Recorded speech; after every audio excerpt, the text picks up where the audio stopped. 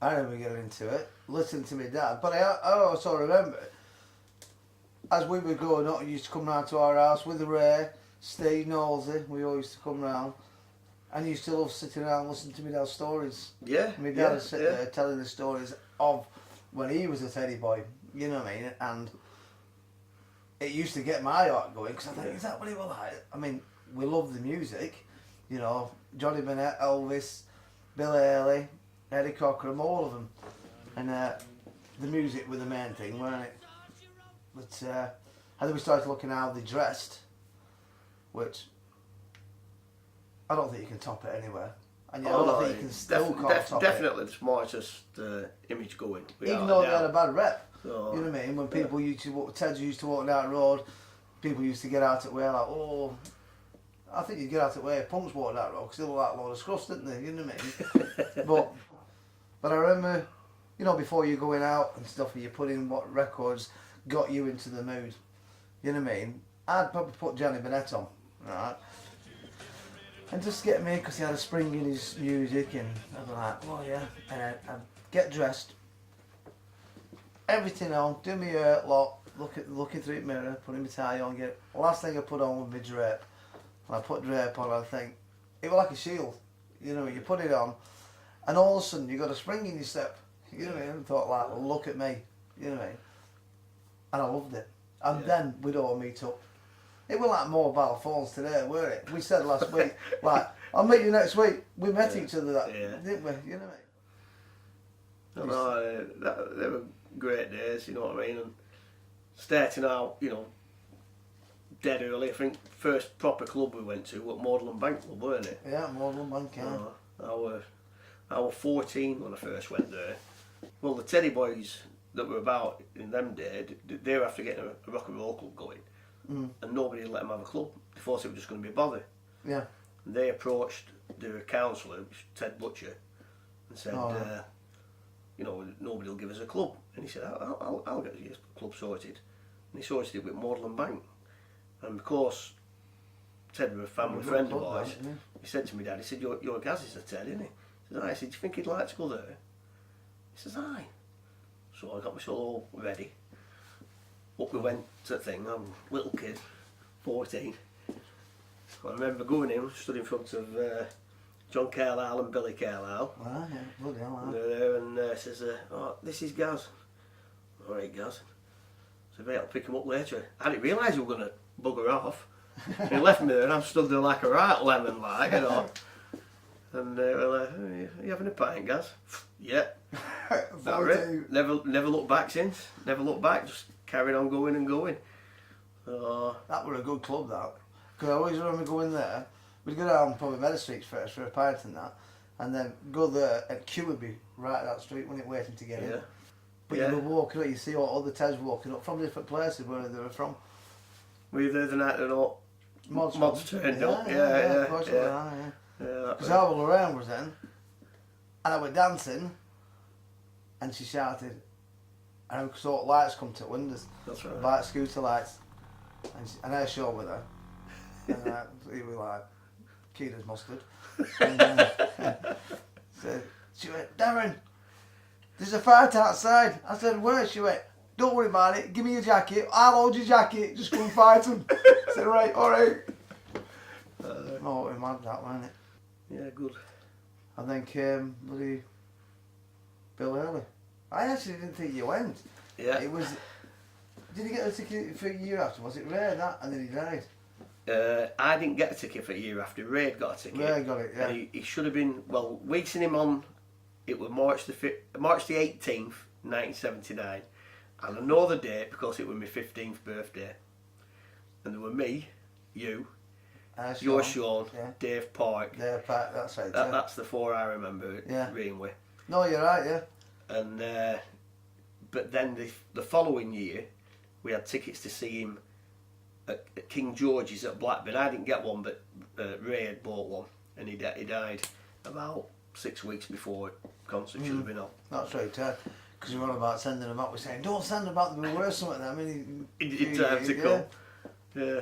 No, but do you know how much the ticket was? See Bill Elliott, 79.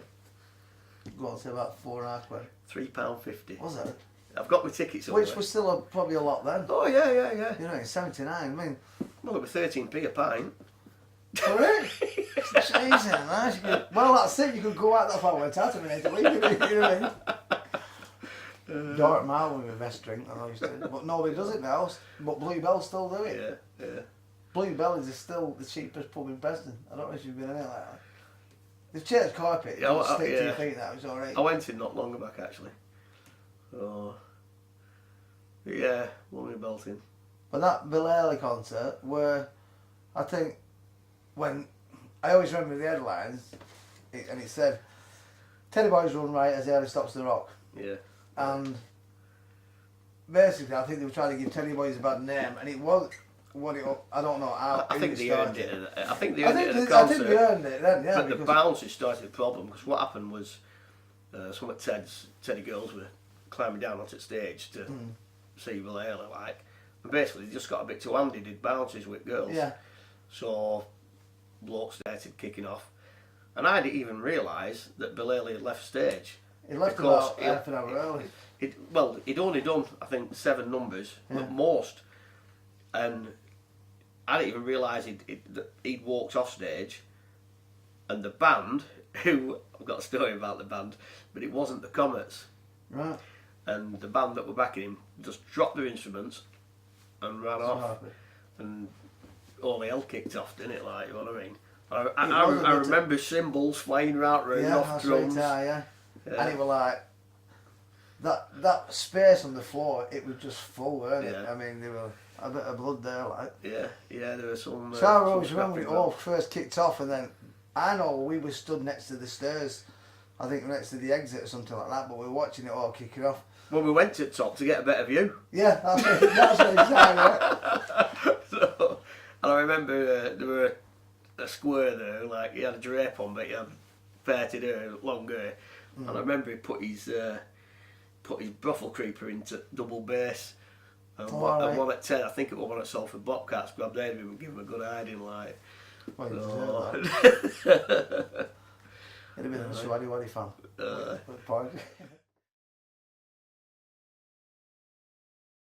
Probably first got into punk music in my early teens, really, influenced by a combination of a really bland music scene at the time and the need to rebel, and people from school as well that were into similar stuff.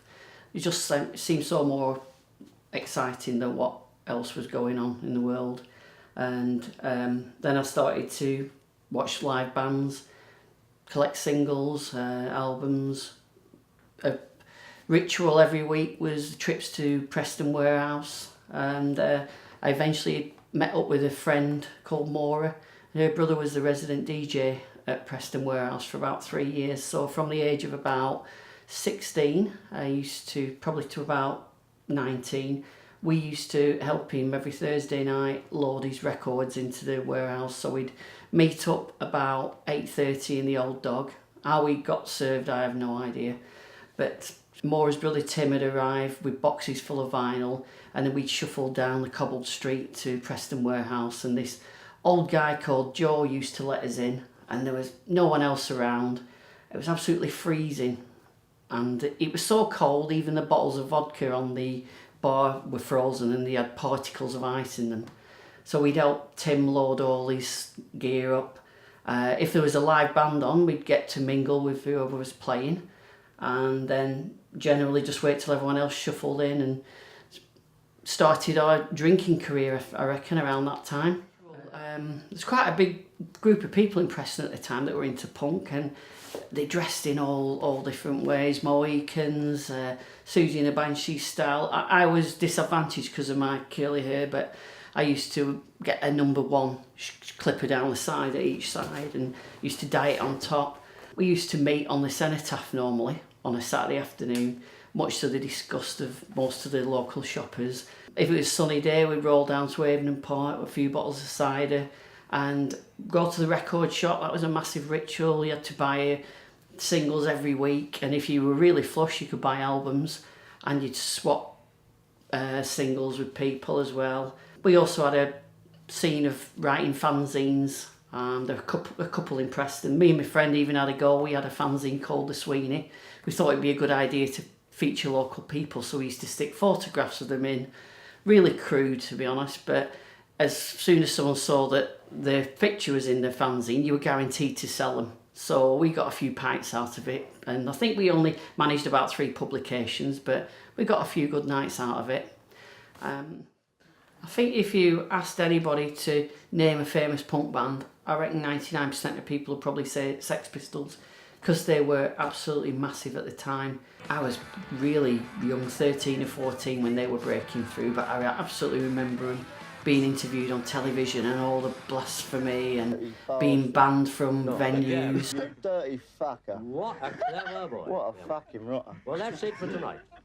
The other rocker, Abel, I'm saying... Sadly, I was too young to go to any of these gigs, but they did play in Preston, played at a venue called the Lodestar. It's just north of Longridge, that everybody you speak to who's into music at the time claims that they went to that gig, but I don't think capacity would have been big enough to accommodate them all. I think some of them were telling tall stories, really.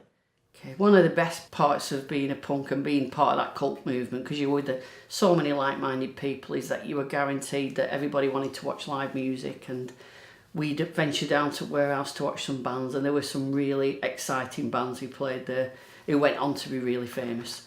As well as that, we'd have trips out to different outlying towns, Manchester, and went to watch the Clash at Blackburn. And one of the highlights, we went to watch the Fall in Clitheroe. We managed to get a full 55-seater bus down to Clitheroe, but bus got stopped halfway down because some of the lads on our bus had decided to shoplift a load of beer. So anyway, that's a different story. We also used to go to Manchester quite a lot, and Ashton-under-Lyne, watching bands like The Damned, and watch the Stranglers at Lancaster University, and just used to go all over, which you never would have done that if you were into all this bland shit that you used to see on Top of the Pops and stuff. And then you kind of migrated on to going to big festivals like Reading Rock Festival. That was an annual pilgrimage. There was a hardcore of us that used to go down there and get absolutely off our heads all weekend, but absorbing some really cracking music at the time. And I don't think we realised how privileged we were to see half of these bands that went on to become really famous. Some of them sadly no longer with us.